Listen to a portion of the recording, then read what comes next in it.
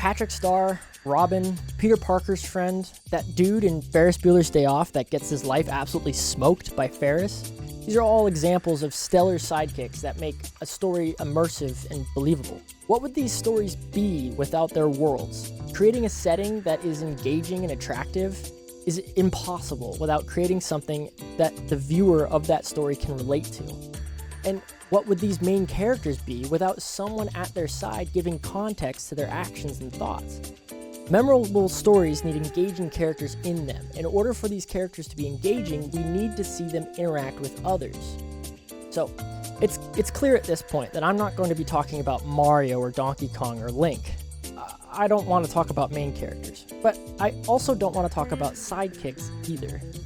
I want to talk about the thin, blurry line where characters and background meet. I want to zoom in on it a little, and I want to ask the question that I'm sure nobody's asking. You think that guy goes to church?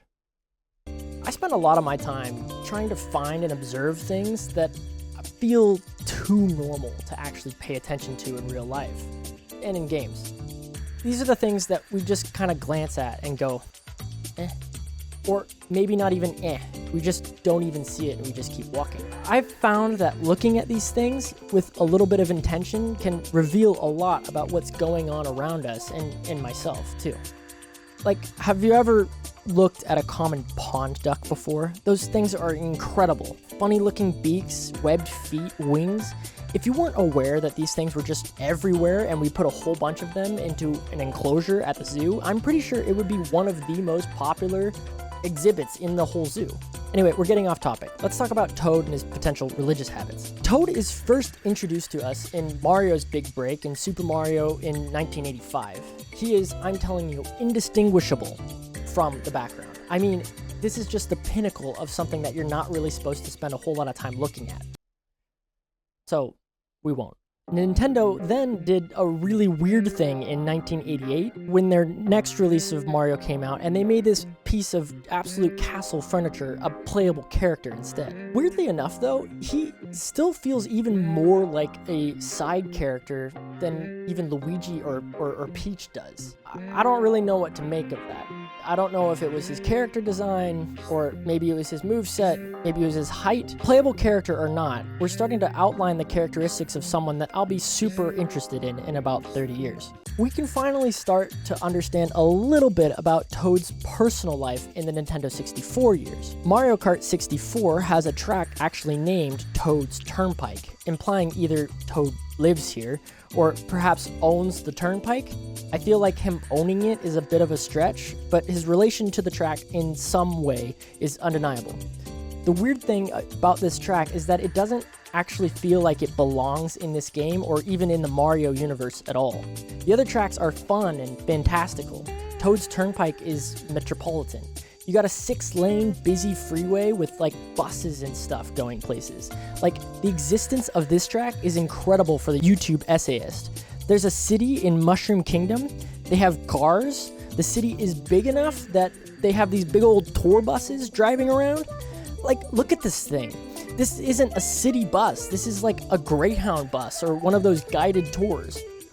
Either of those things being true implicates the existence of like at least 3 more things that I'd probably find fascinating. Anyway, I'm gonna stop myself here because I feel like we're gonna get off topic again, and I don't know, this is a whole different video. Maybe I'll make another video about Toad's Turnpike one day. If you're interested in that, make sure you sub so that you get it when it comes out. Toad has an iconic role as more castle furniture in Super Mario 64. We can learn a bit more from him just because the devs decided to offer up a little bit extra dialogue. It's not much, and it's even less when you're playing the game, because I'm pretty sure nobody actually reads these text boxes, but I do. Sometimes, when I'm making these videos. Anyway, the point is, when you read what he says, we can kind of get an idea or a serious understanding of his personality given the context that he's in. First, the castle has had a hostile takeover. The entire castle staff is nowhere to be found, implying that they're either indentured servants or they've died. And Peach herself is kidnapped, and the only thing working to fix any of this is a plumber in red overalls. Despite this, Toad is preppy and optimistic about Mario's chances against the big bad Turt. which at this point makes me think that either one of two things about the guy. Either Toad is dense and does not understand the actual seriousness of the situation that he's in, or Toad's a Buddhist. Let's continue. The Nintendo 64 also started off the Paper Mario series, of which Toad has probably the most dialogue for us to overanalyze and draw pointless yet reasonable conclusions about his character. Oh, also, Paper Mario introduced Toadsworth to the gang of growing toads, and I just want to be super clear. This guy is way too interesting for us to be talking about in this video. I'll let somebody else take the lead on creating a YouTube fever dream about the complicated life of Toadsworth, but I'll stick to the guy that Nintendo didn't bother to give a name to. Anyways, besides fleshing out Toad as a character, Paper Mario also gave us unique-ish characteristics to the Toad population as a whole. I say ish there because they're all kind of still the same. We see a lot more of the same core personality that we see from the Toads in Mario 64, just without a lot of the pressure. Okay, so now we have two branching conclusions that we can make about the Toads. Either Toads are dense, unaware optimists that maintain their optimism through an involuntary clinging to their own ignorance, and therefore Toads, with like an exception of maybe two of them, are a species that could compare in intelligence with your average potty-trained golden retriever. Or Toads are Buddhists, and culturally indoctrinating their species is important to the average Toad, and therefore they likely go to church and encourage others to go as well. Let's keep going. The next couple of entries that have Toads in them are minor exceptions, and let me explain. Super Mario Galaxy introduces to us the Toad Brigade and Captain Toad, who gets his own game next as a character. Now, two things that I want to bring up as to why I think these are not good representations of Toads as a whole. Firstly, Buddhists are typically not explorers. They chill, they hang, they talk to people, and they let the power of their lifestyle and mindset convert people. In fact, Buddhism only really took off as well as it did because, well, it started in an area that had a lot of trade. They didn't themselves go out and explore, but rather people came to them and they were converted. Doesn't really sound like something a Toad would do, but that's where we are. So the Toad Brigade kind of goes against the whole contentment shtick, as it were, because they're out exploring space, and if they're out exploring space, they're likely trying to find something. Secondly, Captain Toad might just be one of those Toadsworth exceptions. He's too interesting. You're supposed to look for this character in Mario Galaxy, and in Mario Galaxy, you're actually rewarded for finding him. My point is, if you meet the Toads in these entries, you actually have an emotion, rather than just shrugging and moving on. Characters designed to intentionally give you emotions are disqualified outright. Moving on. So Odyssey has a weird blend of the previous stuff that we talked about and then also some of the newer Toadsworth stuff.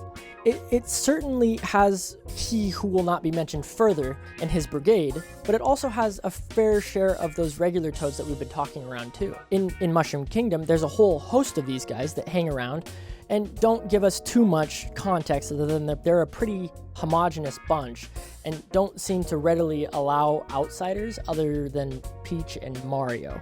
These little Toad guys are also in the Metropolis world. I literally had to go back and check to make sure that these guys were actually here. I didn't remember seeing them on my playthrough of this game, and that's kind of why I'm talking about them today. This is why I love them. They're so missable. But their presence here is actually pretty fascinating. Remember Toad's Turnpike from 20 years prior? Yeah, these guys are maybe the ones who own the streets, and if they own their streets in a metropolitan city, does that make them some kind of governing body? Yeah, Pauline is the mayor, but the Toads all seem pretty cool with her.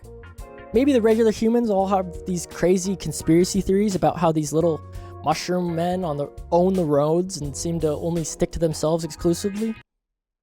All right, we're not gonna.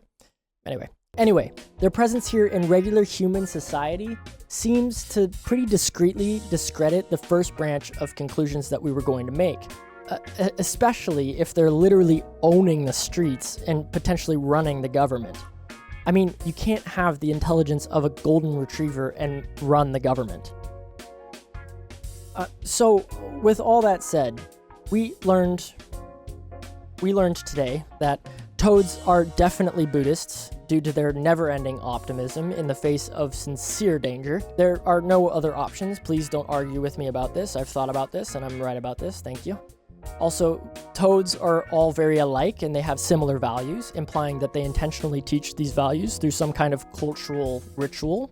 We'll call this a Buddhist temple service, Toadist temple service perhaps. Toads own land when they live in a mixed society, but they share property with an established monarchy when living in a homogeneous toad society. Toads also likely run the metropolitan government in the Mario extended universe. Anyway, so that's it for today. Thanks for watching. I'll see you next week.